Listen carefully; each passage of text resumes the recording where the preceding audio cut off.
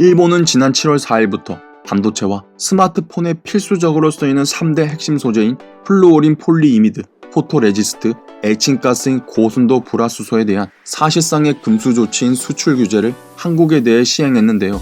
한국 경제에 대한 제재 수단을 최대 190여 개까지 가지고 있다는 일본이 진짜로 그 수단을 모두 다 쓸 기세입니다. 이제는 단순히 물리적인 수출품에 대한 규제를 넘어서 금융, 기술 등 다방면에서의 제재 조치가 예측되고 있는 상황입니다. 특히 금융 분야에 대한 규제 조치는 일반 사람들이 체감하기 쉽지 않으면서도 그 타격은 실로 어마어마한 만큼 일본발 제2차 IMF 외환위기까지 예상되고 있습니다. 과연 무슨 뉴스인지, 어떤 금융 규제 조치이고 한국에는 어떤 영향이 있을지 한번 자세히 알아보겠습니다. 구독과 좋아요, 알림 설정 부탁드립니다.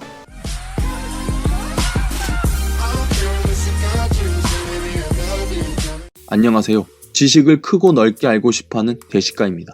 국내의 대표적인 일본 통으로 꼽힌다는 이지평 LG경제연구원 상근자문위원은 지난 5일 한국경제신문과의 인터뷰에서 일본계 은행의 한국 기업 및 은행에 대한 여신 규모가 지난해 9월 말 기준으로 586억 달러, 약 69조 원에 달합니다. 일본 은행들이 은밀하게 대출금 일부를 회수하거나 만기 연장을 거부할 가능성이 있습니다.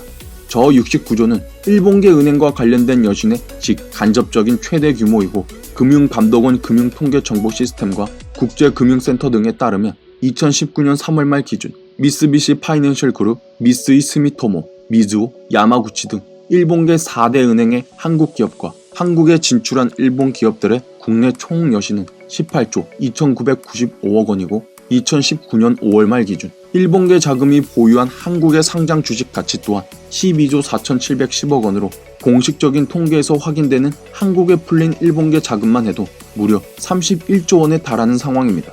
주식만 놓고 본다면 일본계 자금은 전체 외국계 자금의 2.3%로서 비중이 작아서 큰 영향은 없겠지만 지난해 9월 기준 대출자금 부문에서 일본계 자금은 외국계 은행 국내 지점 총 여신 77조 9천억 원 중 27.1%를 차지하며 중국계 은행의 34.3%에 이어 두 번째로 큰 만큼 한국 금융시장에서 일본의 영향은 상당하다고 할 수 있습니다.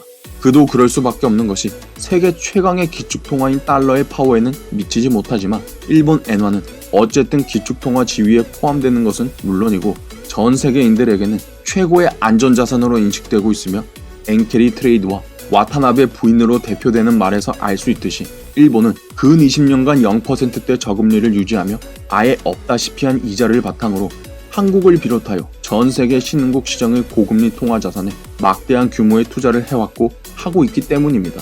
게다가 일본은 돈을 금융기관에 맡기면 이자를 받는 것이 아니라 오히려 돈을 맡긴 금융기관에 수수료를 내야 하는 마이너스 금리를 2016년 1월부터 도입하였고 올해 6월까지도 그 기조를 계속 이어가고 있는 상황입니다. 애초에 일본은행이 이런 마이너스 금리를 도입한 취지는 유동성 공급이라는 양적 완화를 통하여 개인이든 기업이든 돈을 많이 빌리게 해서 투자와 소비를 확대하기 위함이었는데 오히려 이 일본판 양적 완화인 아베노믹스가 그 의도와는 아주 크게 다르게 대출금 대부분이 부동산과 해외로 빠져나갔고 그 결과 2018년 9월 말 기준 일본의 대외 익스포저는 전 세계 국가 중 가장 큰 규모인 4조 6천억 달러로 집계되고 있습니다. 그렇다면 저 막대한 일본계 자금이 그토록 중요한 이유는 무엇일까요? 바로 우리 대한민국이 한번 크게 당해서 뼈저리게 기억하는 1997년 IMF 외환위기 때문입니다. 주식시장은 신도 모른다는 말처럼 경제는 정말 변수도 많고 어떤 현상에 대한 원인도 수학처럼 단순히 딱딱 떨어지는 것이 아니기에 한국의 IMF 외환위기 원인에 대한 설명도 여러 가지가 있는데요. 그중 가장 유력한 후보가 바로 저 일본계 투자 자금인 엔케리 트레이드입니다.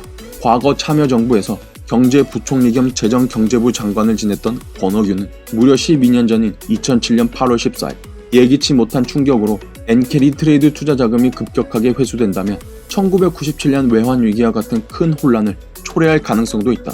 엔케리 트레이드는 수익률에 따라 움직이는 금융 원리를 볼 때 이해되는 현상이기도 하지만 과도할 경우 자금이 유입된 나라의 거시경제를 흔들 수 있다. 1980년대 핀란드, 노르웨이, 스웨덴 등 노르딕 3국의 자산가격 급등 현상은 일본 은행들의 막대한 대출 자금이 현지에 유입됐던 것이 주요 원인이었다. 97년 11월 일본 은행들이 우리나라에 대출했던 대규모 자금을 한꺼번에 회수하면서 비일본계 은행들의 자금 회수에까지 영향을 끼쳐 결국 우리나라의 외환위기 발생을 촉발하는 주요 원인이 됐다.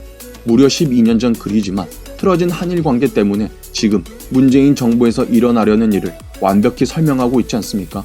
하지만 더 놀라운 것은 이것뿐만이 아닙니다. 1997년 3월 8일 한국경제 위기 아니다. 1997년 9월 18일 한국경제 위기 아니다. 그러나 우리가 모두 알고 있듯이 그로부터 불과 2달 뒤인 1997년 11월 21일 한국 정부는 IMF의 구제금융을 공식 요청. 22년 뒤인 2019년 7월 7일 문재인 정부 최종급 금융위원장 일본계 자금 이탈에도 문제없다. 저한테 보이는 평행이론이 여러분한테도 보이시나요? 또 있습니다. 1995년 11월 14일 그 당시 일본 정치 지도자들이 한일 합방은 합법 등 망언을 하는 상황에서 김영삼 대통령은 중국 국가 원수로는 처음으로 대한민국을 공식 방문한 장점인 중국 국가주석과 공동 기자회견을 하였는데 그 자리에서 난징 대학살을 어떻게 생각하느냐는 질문이 있었고 장점인은 중국 국민은 일본의 과거 침략 행위, 특히 난징 대학살을 절대 잊을 수 없다. 어렸을 때 내가 직접 봤는데도 일본은 그런 일이 없었다고 잡아댄다. 그리고 이 자리에서 김영삼 대통령의 그 유명한 발언이 나옵니다. 일본의 이 망언까지 한 우리 건국 이래 한 30번 하는 것 같아요. 그래서 이번에 이건 버리장머리 기어이 고쳐야 돼요. 문민정부의 당당한 도덕성에 입각해서 과거의 군사정부하고 다르다 하는 것을 일본에 내줄 필요가 있다 생각해요. 발언 당시 외교 비서관으로서 현장에 있었고 참여정부에서는 주 일본 한국대사를, MB정부에서는 제35대 외교통상부 장관을 역임했던 유명한은 이 발언이 IMF 행을 불렀다. 또한 그는 한국이 1997년 외환위기 때 IMF 행이라는 굴욕을 겪게 한 결정타는 일본의 단기 외채 회수였다고 보며 한국을 가장 잘 지켜주는 게 일본이라고 생각해왔던 뉴욕, 런던, 홍콩의 금융시장은 큰일이 난 걸로 보고 앞다퉈 한국에서 돈을 뺐다고 말했습니다. 1995년 11월 14일 김영삼 대통령 일본의 버르장머리를 고치겠다. 2년 후 1997년 11월 21일 대한민국 정부 IMF의 구제금융 공식 요청. 2017년 9월 21일 문재인 대통령 일본은 동맹이 아니다. 그로부터 2년이 다 되어가는 시점에서 시작된 일본의 본격적인 한국경제 제재 조치. 이미 대한민국 내부적으로는 문재인 정부의 경제정책 대실패 때문에 온갖 경제지표가 IMF 외환위기, 글로벌 금융위기 때의 기록을 갈아치우고 있는데 여기에 일본의 한국경제 제재 조치라는 대외적 리스크까지 겹친다면 제2차 IMF 외환위기 진짜 현실이 될 수 있습니다. 과연 역사는 다시 한번 반복될까요? 부족한 영상 시청해주셔서 감사합니다. 제 채널이 유익하다고 생각하신다면 구독과 좋아요 부탁드리겠습니다. 다음 영상에서 새로운 주제로 찾아뵙겠습니다.